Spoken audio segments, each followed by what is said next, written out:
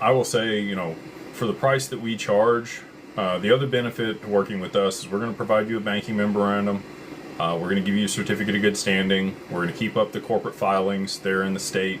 And we do corporate veil also. So a lot of people, this is most people actually, they will commingle assets. They will pay for personal things out of their business, and vice versa, pay for business things out of their personal accounts. I'm just as guilty as other people, in my past.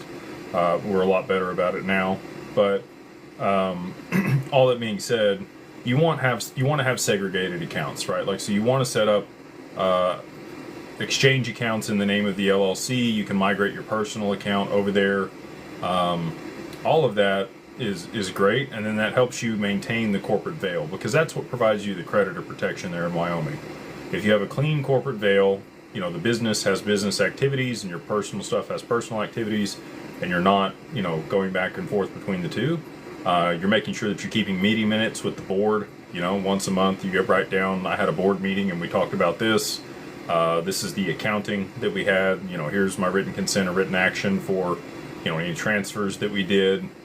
As long as that's cataloged and kept clean, if somebody were to pursue you, even personally, they're not going to be able to get the assets that are in the LLC. Worst they can do is put a lien against it. The Rockefeller method is something we work with Laughlin to provide some of our clients. It's a little more expensive, but it does involve, having a trust or another LLC that holds a lien against your LLC, so you're still the first creditor if somebody else were to pursue you. It's a little more complicated structure. Most people just start with the LLC, like I said, especially if they have somewhere between $50,000 and $80,000 in crypto that you believe is going to go substantially higher.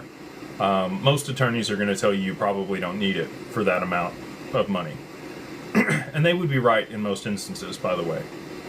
It's my belief that these assets are going to move exponentially higher in a very short period of time. And you may not have as much time as you think to set these things up after it appreciates.